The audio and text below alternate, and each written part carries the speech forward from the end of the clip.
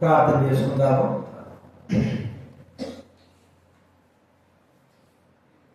ప్రేమగల తండ్రి, కృపగల దేవ, యేసు క్రీస్తు నామమున మీకు కృతజ్ఞతాస్తుతులు చెల్లిస్తా ఉన్నాం. ఈరోజు ప్రభువును స్తుతించి గణపరచిన కొత్త ప్రభు హృదయంలో ఆరాధించిన తండ్రి, ప్రభు మీరే ప్రధానంగా యోగ్యంగా బలలో చేయడానికి సహాయం చేయండి, కూడా చూపించండి. దైవ వాక్యం ద్వారా మీరు మాతో మాట్లాడి మీ చిత్తాన్ని తెలిపి మీ ఇష్ట ప్రకారంగా జీవించేటువంటి భాగ్యం మాకు అనుగ్రహించవలసిన చేసుకుంటున్నాం. కలిగించండి. మీరే మాతో మాట్లాడవలసిన చేస్తున్నాం. మీ స్వరం పెంపచేవలసిన చేస్తున్నాం. కృతజ్ఞతపై వందనాలు చేస్తున్నాం. యేసు క్రీస్తు నామమున ప్రార్థించి అడిగి వేడుచున్నాం తండ్రి.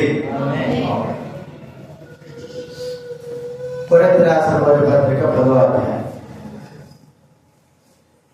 సువార్త వెళ్ళాలి కాబట్టి సమయం లేదు కాబట్టి త్వరగా ముగించాల్సి వస్తుంది. మొదటి కొరింథీ రాసిన పత్రిక 10వ అధ్యాయము 16-17. మొదటి కొరింథీ రాసిన పత్రిక బయట ఎవరైతే ఉన్నారో లోపలికి రండి. దయచేసి బయట ఉన్నవారు లోపలికి రండి. 10వ అధ్యాయం 16-17 వచ్చిన అందరూ చదువుకుంటాం. అందరూ చూద్దాం. మనము దీవించు ఆశీర్వచన పాత్రలు కాకుండా క్రీస్తు రక్తంలో పాలు పంచుకున్నట్టే కదా. మనం విరుచున్నట్టే క్రీస్తు శరీరంలో పాలు పంచుకున్నట్టే కదా. మనమందరము ఆ ఒకే రొట్టెలో పాలు పంచుకుంటున్నాము. రొట్టె అంటే కనుక అనేకమైన ఒక్క శరీరమై ఉన్నాము. అదే రీతిలో మొదటి పేతురు రాసిన పత్రిక 1వ అధ్యాయం. పేతురు రాసిన మొదటి పత్రిక 1వ అధ్యాయము 14-16 చదువుతుందా. బైబిల్ వెనక నుంచి 214 పేరు. బైబిల్ వెనక నుంచి 214. మొదటి పేతురు రాసిన పత్రిక 1వ అధ్యాయము 14-16 అందరూ చదువుతుందా. నేను పరిశుద్ధుడనై ఉన్నాను కనుక మీరును పరిశుద్ధులై ఉండని వ్రాయబడినది కాగా, మీరు విధేయులకు పిల్లలై మీ పూర్వపు అజ్ఞాన దశలో మీకుండిన ఆశ అనుసరించి ప్రవర్తింపక మిమ్మల్ని పిలిచిన వాడు పరిశుద్ధుడైన ప్రకారం మీరును సమస్త ప్రవర్తన ఎందుకు పరిశుద్ధులై ఉండి. నేను పరిశుద్ధుడై ఉన్నాను, మీరు పరిశుద్ధులై. మనం కొన్ని దినాల నుంచి ఇతరులను మాదిరికరముగా ఉంచుకొని మనము మరి దైవవాక్యము చూసుకుంటాం.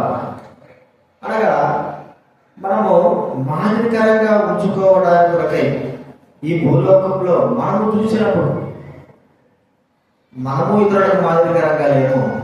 ఇతరులు కూడా మనకు మాదిరికరంగా ఉండలేకపోతున్నారు. ఏదో ఒక లోపం, ఏదో ఒక మరి తప్పిదం చేత మరి దారి తప్పిన వారుగా ఉంటున్నాం.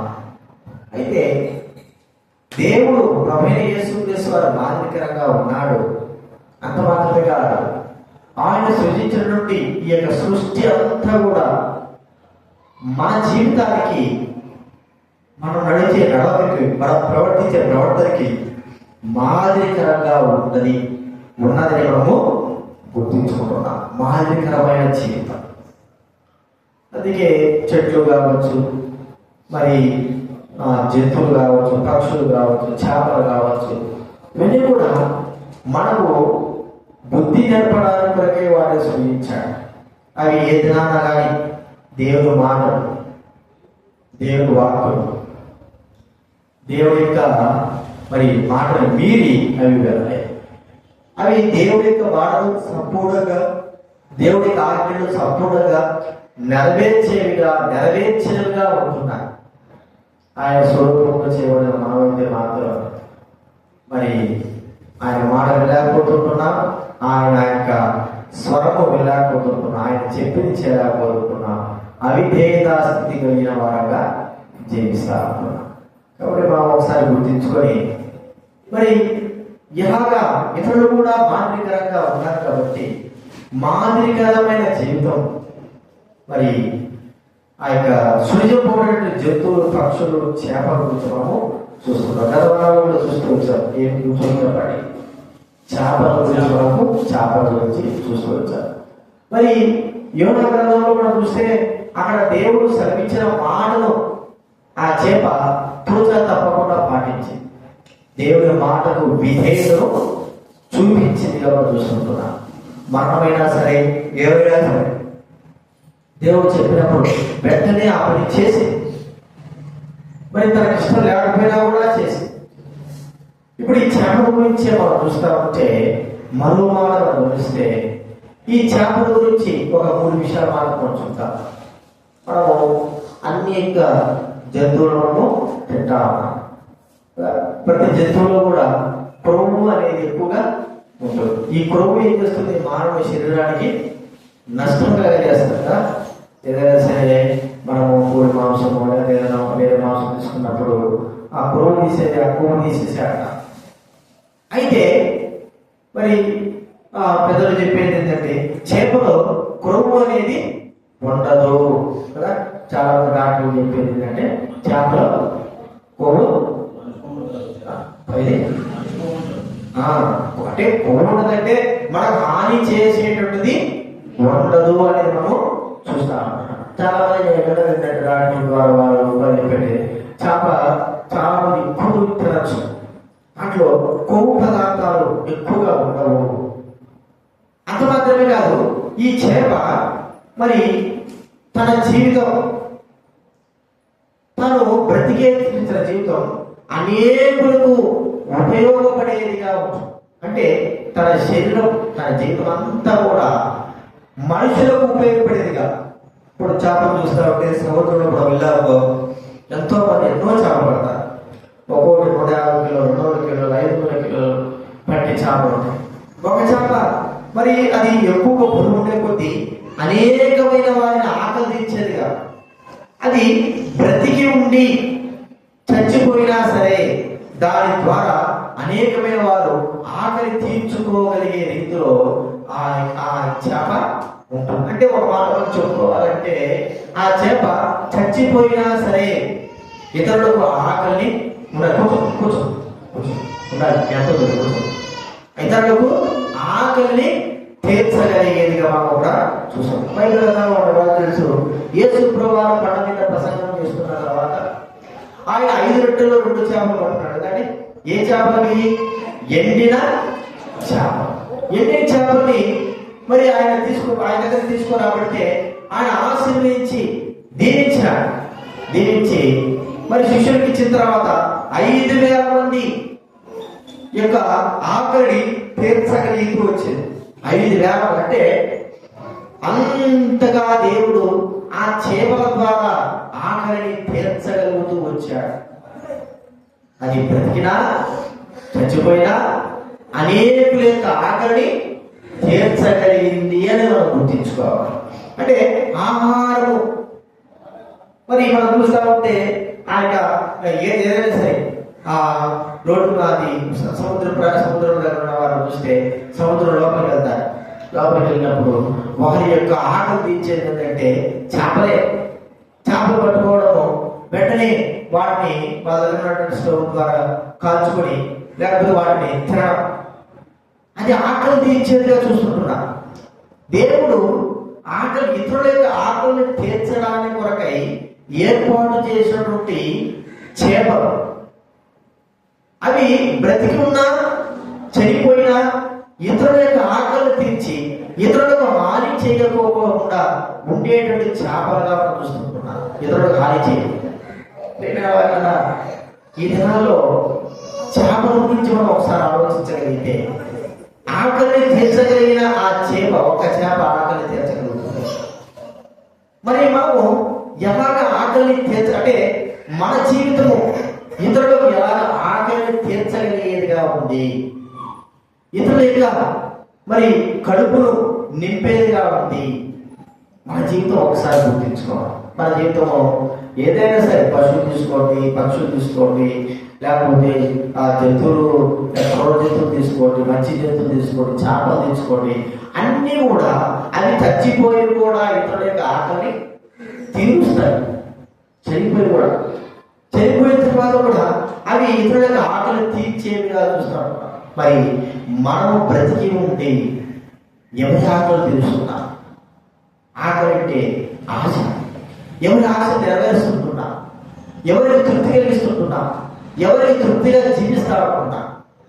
మనం బ్రతికి ఉండి దేవుని ఆకలిని తీర్చగలిగే, దేవుని ఆకలికి మనము తీర్చగలిగేటువంటి స్థితి కలిగిన వారంగా యేసు ప్రభువారు మన బాగా తెలుసు. ఆయన ఆ యొక్క మనం అంజూరు చెట్టు దగ్గరికి వచ్చాడు. అంజూరు చెట్టు దగ్గరికి వస్తే ఎలా వచ్చాడు? ఆయన ఆకలితో వచ్చాడు. ఆకలితో వస్తే ఆ అంజూరు చెట్టు దగ్గర ఏదైనా ఆయనకు మరి పడు దొరుకుతుంది, తిని మరి ఆకలి తీర్చుకుందామని అన్నట్లుగా ఆయన అక్కడికి వస్తే ఆ అంజూరు చెట్టు దగ్గర మరి ఏది కూడా ఒక ఆకులు తప్ప ఫలాలు ఏమి కూడా లేకపోవడం అనేది ప్రభు బాధ కలిగించింది. అరే మరి ఈ అంజూరు చెట్టు మరి నేనే దీన్ని నాటినాను, దీనివల్ల ఫలాలు లేవు, దీనివల్ల లాభం లేదు, దీనివల్ల ప్రయోజనం లేదు, నేనే దీన్ని నాటాను కదా, మరి దీనివల్ల ఎటువంటి ప్రయోజనం లేకపోవడం ఏమిటి? నా ఆకలిని తీర్చలేకపోయింది. మన జీవితం ఏమిటంటే దేవుని ఆకలి తీర్చడం. ఏదైనా సరే ఒక చెట్టు చేస్తున్నాం అనుకో, ఆ చెట్టు ఏమవుతుంది? ఫలించడానికి, ఫలించి మన ఆకలి తీర్చడానికి, మన పంట వేసిన ఫలిస్తారు, మన ఆకలి తీర్చడానికి. ఏదైనా సరే చెట్టు కాయ కానీ పండ్లు కానీ విత్తనాలు కానీ ఇవన్నీ కూడా ఫలించాలి. ఇవి దేనికి ఉపయోగించుకుంటామంటే మనము తినడానికే ఉపయోగిస్తాం. మనకు ఫలాలు లేకోకుండా ఏదైనా పెంచి పెద్ద చేస్తే మనం ఎంత బాధపడతాం, ఎంత వేదన పొందుతాం. ఫలాలు లేకోకుండా ఇన్ని దినాలు దీనికి నీళ్లు పోసాను, ఇన్ని దినాలు దీనికి మరి పెంచాను, అయితే దీంట్లో ఏం లేదు, ఫలాలు లేకపోకుండా నా ఆకలి తీర్చలేకపోయింది, నా అవసరతను తీర్చలేకపోయింది, నాకు తృప్తి కలిగించలేకపోయింది. ఈ దినాల్లో మనము దేవునికి తృప్తి కలిగించే వారంగా, దేవునికి ఆకలి తీర్చగలిగే వారంగా మన జీవితం ఉండాలని మనం ఒక్కసారి గుర్తించుకున్నాం. ఫలిస్తున్నామా?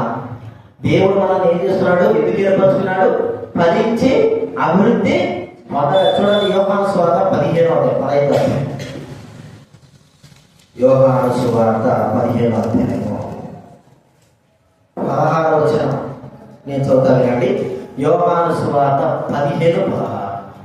మీరు నన్ను ఏర్పరచుకోలేదు, మీరు నా పేరిట తండ్రిని ఏమడుగుదురో అది ఆయన మీకు అనుగ్రహించినట్లు మీరు వెళ్ళి ఫలించుటకును నేను మిమ్మల్ని ఏర్పరచుకొని మీరు వెళ్ళి ఫలించడానికి, మీ ఫలం నిలిచి ఉండడానికి నేను మిమ్మల్ని ఏర్పరచుకొని నియమించాను. కాబట్టి దేవుడు మనం ఎందుకు ఏర్పరచుకున్నాడు? దేవుడు మనం ఎందుకు నాటాడు? దేవుడు మరి ఎందుకు ఎక్కువగా ఆ యొక్క సముద్రంలో చేపల్ని అన్ని రకాలైనటువంటి ఆ యొక్క జీవచరాలను ఎందుకు వేశాడంటే మనుషుల యొక్క ఆకలి తీర్చడానికి. మనుషుల యొక్క ఆకలి, ఈ భూప్రపంచంలో ఉన్న ప్రతి ఒక్కరి ఆకలి సముద్రంలో ఉన్న చేపలు కూడా తీర్చ. సముద్రంలో ఎన్ని చేపలు ఉంటాయో అన్ని చేపలు కూడా ప్రపంచంలో ఉన్న ప్రతి ఒక్కరి ఆకలి కూడా తీర్చగలరు. అంటే అవి తరిగిపోవు, అది అయిపోవు. గొర్రెలు ఉన్నాయనుకోండి, మన గొర్రెలు కొనుక్కోవడం, ఈ గ్రామంలో ఈ డిస్టిక్ లో ఉన్న ప్రతి ఒక్కరి ఆకలి తీర్చడానికి ఎన్ని గొర్రెలు సరిపోతాయి? 100,000 గొర్రెలు సరిపోవు, ఇంకా సరిపోవు, ఎన్నో పడతాయి. పక్షులకు అసలు సరిపోవు. అయితే చేపలు మాత్రము సమృద్ధి. ఎన్ని చేపలు కాబట్టి ప్రపంచంలో ప్రతి ఒక్కరు తృప్తిగా తినగలిగేటువంటి చేపలను దేవుడు సమృద్ధిగా అక్కడ సముద్రంలో ఉంచి ఉన్నాడు. ప్రతి మానవుడికి ఆకలి తీర్చడానికి ఏర్పాటు చేసినటువంటి చేపలు అవి ఇతరులకు ఆహారంగా చేయబడుతున్నాయి. మనము ఏమిటి?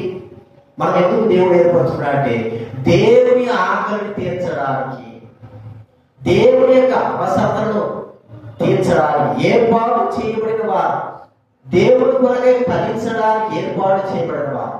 ఫలించడానికి మనం దేవుని ఆటలు చూస్తున్నామా? దేవుని ఆకలి అంటే ఏమిటి? దేవుని దాహం అంటే ఏమిటి? అది మనం ఆత్మ సంబంధమైనదిగా దేవుడు తనకి ఏదైతే అవసరం ఉందో దాన్ని ఆయన చేయగలడు. కానీ ప్రజల ద్వారా, తన బిడ్డల ద్వారా చేయడమే అదే చేసుకున్నాడు కదా. మరి యోహాను సువార్త 4వ అధ్యాయంలో కనిపిస్తే మీకు తెలియనటువంటి ఆహారం నాకు ఉంది. ఏమిటి తెలియని ఆహారము? అనేకులను రక్షించడమే కదండి. వారు యేసుప్రభువు వారికి భోజనం కోసమై ఆ శిష్యులు ఊళ్ళో వెళ్ళారు, భోజనం తీసుకున్నాడు. అతని దగ్గర యేసుప్రభువు వారు సమరయ స్థితితో మాట్లాడుతుంటే ఆయన వచ్చిన తర్వాత వారు వచ్చి, ప్రభువా ఇదిగో భోజనం ఉంది తింటావా అంటే, మీకు తెలియని ఆహారం నాకు ఉంది. ఏమిటి ఆహారము? ఆత్మల రక్షణ. అనేకగా ఫలించాలా, ఇదే దేవునికి ఆహారం. ఆయన పని తుదముట్టించడమే దేవునికి ఆహారం. మన విషయంలో గమనిద్దాము. మనము ఫలించడం అంటే అర్థం ఏంటంటే, మరి మనము చనిపోయినా కూడా ఇతరులు ఆకలి తీర్చమంటే అర్థం ఏంటంటే, ఇతరులను రక్షించడం, ఇతరులను దేవుని తీసుకురావడం, ఒక ఆత్మను తీసుకురావడం, ఫలింపు. ఇదే దేవుని యొక్క ఆకలి తీర్చడం అనేది మనం చూస్తున్నాం. రెండవదిగా మనం చూస్తా ఉంటే చేప. ఫస్ట్గా చేప ఏం చూస్తున్నామో అది చచ్చిపోయి కూడా అనేకులకి ఆహారంగా చేయబడతారు. రెండవదిగా ఈ చేప ఒక ఔషధం లాంటి. మీరు విన్నారా? చేప మందుని విన్నారా? ఎప్పుడైనా చేప మందు లేదా? విన్నారా? చేప మందు అది ఒక రకమైన చేప. అది మా మందులలో అంటే పక్షపాతం లేకపోతే ఏదో ఒక రోగానికి వాడే ఔషధం లాంటిది దాన్ని వాడతారు. అలాంటి చేపలు దొరికినాయనుకో రేట్ ఎక్కువ. మామూలు చేపలు మనం బుట్టలలో పెట్టే చేపలు కాదు, అవి సముద్రంలో ఉంటాయి. అవి దొరికినాయనుకో ఒక చేపలే ఉంటుంది, 2 లక్షలు దాకా ఉంటుంది. చేపలే 2 లక్షలు. ఎందుకంటే దాంట్లో ఉన్నటువంటి అవి ఆ యొక్క గుణాలు మంచి, అవి దేనికి ఉపయోగపడతాయి అంటే మరి ఔషధానికి, ఒక వ్యాధికి ఉపయోగపడతాయి. అవి వాడతారు. చేప మందు అంటారు. అవి ప్రతిదానికి ఏదో ఒక రోగానికి, కఠినమైన రోగాలు వాడతారు. అలాంటి చేపలు దొరికితే అవి ఎంతో విలువైనవిగా మనం చూస్తా ఉన్నాం. అంటే చేప తన శరీరము ఒక ఔషధం లాగా ఉపయోగపడుతూ ఉంది. ఔషధము అంటే ఒక మందులా. దైవ గ్రంథంలో మనం చూస్తా ఉంటే చూడండి, సామెతల గ్రంథం 13వ అధ్యాయం. సామెతల గ్రంథం 13వ అధ్యాయం 17వ వచనం చదవగలరా? సామెతలు 13:17. సామెతలు 13వ అధ్యాయము. దుష్టుడైన దూత కీడులకు లోబడును, నమ్మకమైన రాయబారి ఔషధము అంటే వాడు. నమ్మకమైన రాయబారి ఎలాంటి వాడు అంటే, ఔషధం అంటే ఏంటి? ఔషధం అంటే ఏంటి? మందు కదా. ఔషధం అంటే తెలుగులో, సంస్కృతిలో ఔషధం, తెలుగులో మందు. మంచిగా మంచి మంచి పర్యావరణం. ఔషధం ఒక మందు, ఒక రోగానికి ఏదో ఒక మందు ఏర్పాటు. అలాంటి వాడు ఎవడంట? నమ్మకమైన వ్యక్తి కదండి. నమ్మకంగా మనము వ్యక్తి ఔషధం లాంటి వాడు. అంటే రోగమును స్వస్థపరిచేటువంటి వ్యక్తిలా మనం చూస్తా ఉన్నాం. రోగమును స్వస్థపరిచే వ్యక్తి ఔషధం. మనం గుర్తిస్తే ఎవరైనా తల్లిదండ్రులు వారి పిల్లలు ప్రేమించినప్పుడు వారు ఏమవుతుందంటే ఉన్నటువంటి ఆ పిల్లలు పోగొట్టుకుంటారు. వారు తప్పుకోవడం ఏదో జరిగినప్పుడు పిల్లలు ఎక్కువ ప్రేమిస్తారు కదా. ప్రేమించినప్పుడు వారు ఏమవుతారు? వాళ్ళ గురించి ఆలోచించి పడన పెడతారు. పడన పెడితే ఇక వారికి ఎన్ని మందులు వేసినా కూడా తగ్గదు. వాళ్ళ రోగం ఏంటి? పిల్లలు పోయినారు. అదే వాళ్ళ రోగం పోయి ఆ రోగం ఉంది కాబట్టి ఆ ఏ పిల్లలు అయితే వెళ్ళిపోయినారో, తప్పిపోయినారో వాళ్ళని తీసుకొచ్చి ఇంటికి నిలబెట్టామనుకో ఏమవుతుంది చెప్పండి? మళ్ళా వారు కోరుకుంటారు. మళ్ళీ వారు ఎందుకు? ఆ రోగం ఏమిటంటే వారి మీద బెగ పెట్టుకొని మరి శరీరము బాధపడిపోయి, నష్టపడిపోయి ఎంతో వేదంతో ఉంటారు. ఎప్పుడైతే తాము ప్రేమించే వారు ఎప్పుడైతే కనబడతారో వెంటనే వారికి మంచి ఆరోగ్యం తిరిగి వచ్చినట్లుగా అనిపిస్తారు. కొంతమంది వస్తే మరి ఆరోగ్యకరంగా అంటే సంతోషకరం, కొంతమంది వస్తే కొంతమంది కనబడితే దుఃఖకరంగా ఉంటారు. మన జీవితం ఎలాగ ఉంటుంది? మనము ఆరోగ్యమును కలిగించే వారంగా ఔషధం లాంటిగా మన జీవితం ఉందా? ఒక చేప చచ్చిపోయి కూడా అది ఏమవుతుందంటే ఔషధంగా మార్చబడుతుంది. బ్రతికున్న మనము ఎలాగ ఉంటున్నా? మనకు తెలుసు, మా పాముకు ఎక్కడ ఉంటుంది విషము? కోరలో ఉంటుంది కదా, తేలుకి కొద్దిగా ఉంటారు. ఈ విషయాలు కూడా ఏమవుతాయి? ఈ విషము అనేది ఔషధానికి ఉపయోగిస్తారు, తెలుసా మీకు? నాలుగు పాము యొక్క విషయాలు, ఏ పాము అయినా సరే పాము విషయం అంతా ఒకటే, ఈ బట్టే పవర్ ఎక్కువ, అంతే. పాము విషయాలు ఒకటే కానీ పవర్ ఎక్కువ. ఈ యొక్క పాము విషయాలు, తేలు విషయాలన్నింటిని కూడా సేకరించి మనము వాడుతున్నటువంటి ట్యాబ్లెట్లలో వాటిని కలుపుతారు. అంతే కదా, పారాసిటమాల్ కానీ అప్పట్లో ఇది ఉండేది పెన్సిల్ ట్యాబ్లెట్, పెన్సిల్స్ ఉంది కదా, పాల పారాసిటమాల్ రాకముందుకు పెన్సిల్స్ ఉంది, దాన్ని ఎక్కువ కలిపేవారు. అంటే మనలో ఉన్నటువంటి రోగ నిరోధకం అన్నిటిని కూడా, రోగాలన్నింటినీ కూడా ఈ యొక్క ఔషధంలో కలిగి ఉన్నటువంటి ఈ యొక్క విషం ఏం చేస్తుంది? చంపేస్తుంది కదా, చంపేస్తుంది. అయితే మనలో ఉన్న రోగమే, మనలో ఉన్న విషయం అలాంటిది కదా, మనుషుల్లో ఉన్న విషయం అలాంటిది. పాముల్లో తేలిలో ఉన్న విషము మానవుడికి ఏం చేస్తా ఉంది? మేలు చేస్తా ఉంది. మరి మనుషుల్లో ఉన్న విషము చంపేస్తుంది కదా. మనుషుల్లో కనబడని విషయం ఇది, కనబడని విషయం ఇదేం చేస్తుందంటే మనిషిలో ప్రవేశించి మనిషిని నాశనం చేస్తాం అంతటి. అందుకే చెప్తారు, మనుషులు నిలువెల్లా విషమే, నిలువెల్లా. కుక్క కలిస్తే కుక్కకే విషయం వచ్చినట్టు, అంటే కుక్క మనల్ని కలిస్తే ఏమవుతుంది చెప్పండి? మనం కుక్క కలిస్తే కుక్కకే విషయం రావాలి, అంతేనా? అటుంటది. ఇది లోక సంబంధంగానే చెప్పుకోవచ్చు, కానీ ఆత్మ సంబంధంగా మన జీవితము ఎలాగ ఉంది? ఇతరులకు ఔషధంగా ఉంటున్నావా? ఒక పండు తీసుకోండి, ఒక చెట్లు ఆకు తీసుకోండి, ఇవన్నీ కూడా ఔషధానికి ఉపయోగిస్తారు. అంజూరపు పండ్లు ఉన్నాయనుకో, అవి తీయడానికి తీపిగా ఉంటాయి. అవి మరి దంచి ఏదైనా పుండు మీద, ఏదైనా మంచి రోగం పుండు మీద పెట్టి మారిపోతాం. ఔషధం కలిగిన ఆకులు ఉంటాయి, చేతులు ఉంటాయి, అవి మన రోడ్లలో చూస్తూ ఉంటారు, అవి పట్టించుకో. అయితే వాటి ఆకులు మన శరీరానికి, మన రోగాలకు ఎంతో ఉపయోగపడతాయి. మనమే ఉపయోగపడుతున్నాం చెప్పండి. మన ద్వారా ఎటువంటి ఔషధం కలిగిన వారంగా ఉంటున్నాం. మాట కావచ్చు, చూపు కావచ్చు, ప్రవర్తన కావచ్చు, జీవితం కావచ్చు, ఏమిటి మన ద్వారా ఇతరులు ఎంతగా ఔషధం. నువ్వు వచ్చినావా, నాకు ఎంత నెమ్మది ఉందో, నువ్వు వచ్చే రకాల నాకు ఎంత సంతోషం ఉందో, నీవు వచ్చే రకాల నాకు ఎంతో మరి దీవెనకరంగా, అసలు ప్రాణం లేచి వచ్చినట్టుగా ఉంది. నీ మాటల ద్వారా లేదా నీ జీవితం ద్వారా మనము మరి నేను ఇంత మేలు పొందాను.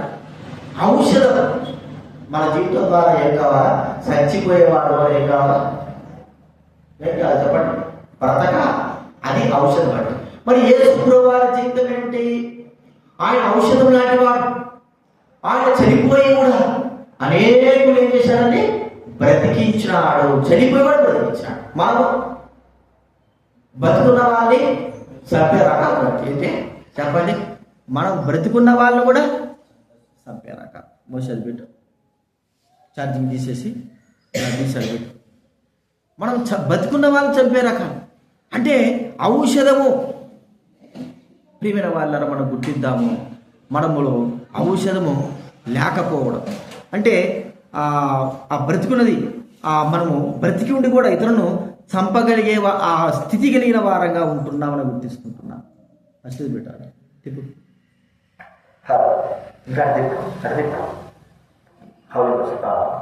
బ్రతికున్న వాళ్ళు కూడా చంపేవారంగా చూడండి. మనం గుర్తిస్తే అలాంటి యొక్క స్థితి కలిగిన వారంగా మనం ఉన్నామని గుర్తించుకోవాలి. చేప చచ్చిపోతుంది, దానిలో ఉన్నటువంటి ఆ శరీరము, దాంట్లో ఉన్నటువంటి అవయవాలు కానీ ఏమి కానీ ఇతరులకు ఔషధంగా పనిచేస్తాయి. మనము బ్రతికున్న మనము ఎలాగ ఔషధంగా ఉంటున్నాం? మన ఔషధం ఏమిటి, మన యొక్క మందు ఇతరులకు ఎలా పనిచేస్తాం, మన జీవితం ఇతరులకు ఎలా పనిచేస్తాం, మన మాట ఎలాగ పనిచేస్తాం, మన ప్రవర్తన ఎలాగ పనిచేస్తాం, ఇతరులు చంపుతా ఉందా, ఇతరులు బ్రతికిస్తా ఉందా, ఎలాగ ఉంది అనేది మనం ఒకసారి గుర్తించుకోవాలి. మూడోది మనం చూస్తూ ఉంటే ఈ యొక్క చేప నిద్రపోదు కదండి. నిద్రపోనేటువంటి వాటిలో అతి ప్రాముఖ్యమైనది ఏంటంటే చేప. కళ్ళు తెలుసుకున్నాడు, ఒకవేళ మనకు తెలియదు నిద్రపోతుందనేది తెలియదు, కానీ అదే ఎప్పుడు ఊగుతూనే ఉంటుంది, ఎప్పుడు ఊగుతూనే ఉంటుంది, ఎప్పుడు కలుగుతూనే ఉంటుంది, ఎప్పుడు చూస్తూనే ఉంటుంది. నిద్రపోయేది మెలకువ కలిగింది అంటే అది ఎప్పుడు కూడా మెలకువతో ఉండగలిగేది మనం చూస్తుంటున్నాం. మెలకువ అనేది మనం చూస్తున్నాం. మన జీవితంలో ఈ చేప నేర్పించేది ఏంటంటే మెలకువ కలిగిన వారంగా ఉంటున్నామా, దేవుని ఎడల, దేవుని వాక్యం ఎడల మెలకువైనటువంటి స్థితి కలిగిన వారంగా ఉంటున్నామా. ఈ దినాల్లో నిద్ర అనే దాన్ని ఏం గుర్తిస్తానంటే సోమరితనం. దేన్ని గుర్తిస్తాను చెప్పండి? సోమరితనం, నిద్ర. మా సేవలో, మా పరిచయంలో మరి లోకం కొరకు నువ్వు ఏదైనా చెయ్యి, ఎంతకైనా మెలుకోలేవు, కానీ దేవుడి పరిచయంలో మాత్రము సోమరితనమైన ఎంత మాత్రము లోకంలో అయినా సరే సోమరితనము పనిచేయదు. 2001 నాకు గుర్తుకుంది, 2001 2002 గుర్తుకుంది. పరిశుద్ధ సమాజ కూడికలు నెల్లూరు జరుగుతున్నాయి. ఆస్పియా తమిళనాడు ఆయన సేవకుడు, దైవ సేవకుడు. అక్కడ బిట్టరమటలో సేవ చేస్తాడు. ఆయన హెబ్రోన్లో 20 సంవత్సరాలు ఉండి అనేకులకి సేవకులుగా తయారు చేసి పంపించాడు. సేవకుడుగా ఉంది. తర్వాత వివాహం చేశారు. ఆయనకు ఎప్పుడంటే 45-50 సంవత్సరాలప్పుడు వివాహం అయింది. మరి చిన్నపిల్లలు ఇప్పుడు కొడుకున్నాడు. వాళ్ళిద్దరు భార్య భర్త చనిపోయారు. ఆయన సువార్త అంటే సార్ ఆయన పేరు చెప్పుకోవాలి. ఎట్ట నడిపిస్తాడంటే నాకు కోడి నిద్ర, ఆయనకుండేది కోడి నిద్ర. మేము అంటే అంతా మనకు అనుభవం లేదు కదా. రాత్రి మనకు ఏదైనా మీటింగ్లు జరిగితే ఏం చేస్తాం చెప్పండి? త్వరగా పడుకుంటామా? 10 గంటలకు పడుకోమంటే ఏం చేస్తాం? మాట్లాడి ఈ మాటలకే ఎక్కువైపోతాయి సమయం. 1 గంట వరకు పడుకుంటాం. 1 గంట వరకు సైడ్ కాకుండా దేవక మేము ఇక్కడ వింటావా? ఏం చెప్పలేదు, నువ్వు నిద్రపోతామని చెప్తాను. మాట్లాడి మనం ఏం చేస్తాము? 10 గంటలకు పడుకోవాలి, లైట్లు ఆఫ్ చేసినా 1 గంట వరకు మనము పడుకుంటాం. పడుకుంటే ఏమవుతుంది? ఉదయం మనం లేస్తామా? లేదు కదా. మన వల్ల కాదు. ఆయన ఏం చేస్తాడు? రాత్రి 11 అయినా సరే 12, 1 గంట సరే నిద్రపోతాడు. నిద్రపోతాడు. ఆయన డ్యూటీ ఏంటంటే 5 గంటలకు ప్రజలు లేపాలి. ఎన్ని గంటలకంటే 5 గంటలకు లేపాలి. ఆయన డ్యూటీ అయితే హార్మోనియం వేసుకుని రావాలి. అందరూ పడుకుంటారు. వాళ్ళ దగ్గర షోల దగ్గర పోయి పాట పాడుకుంటా హార్మోనియం వేసుకుంటూ అందరినీ లేపాలని ఆయన డ్యూటీ.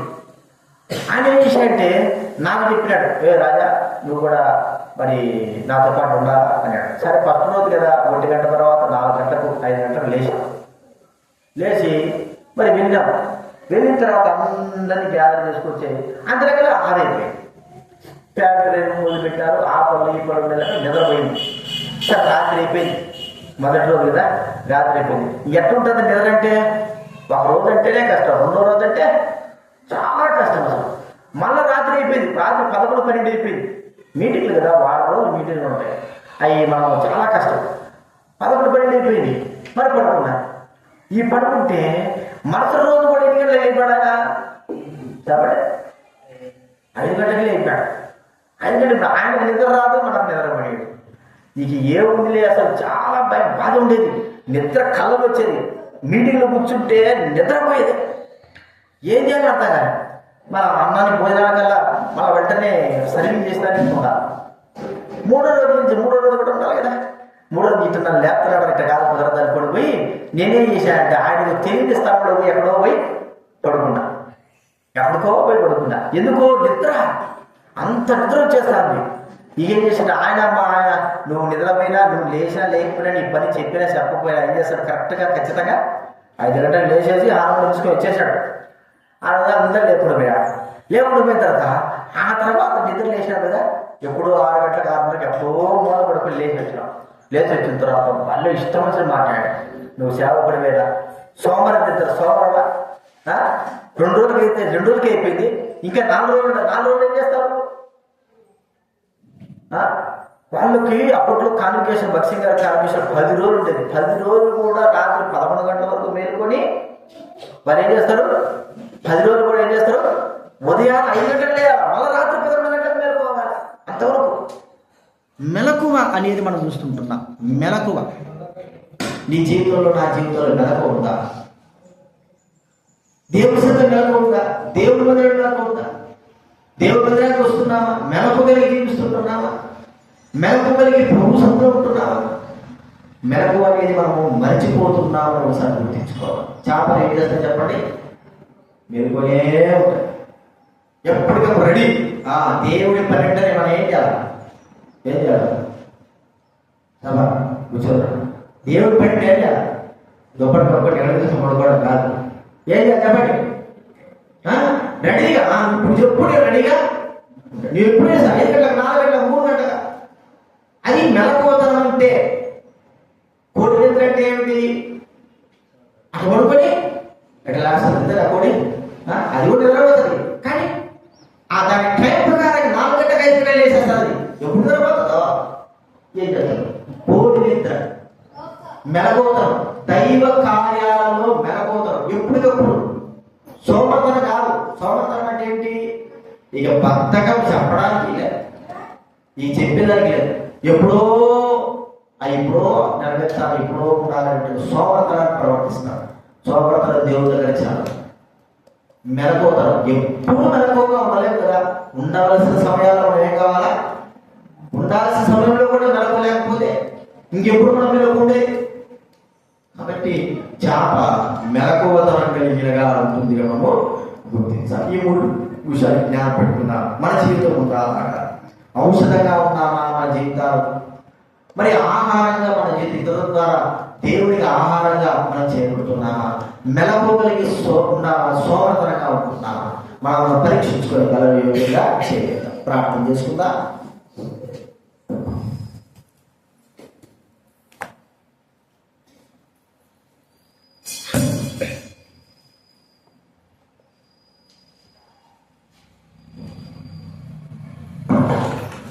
ప్రార్థన చేసుకుందాము.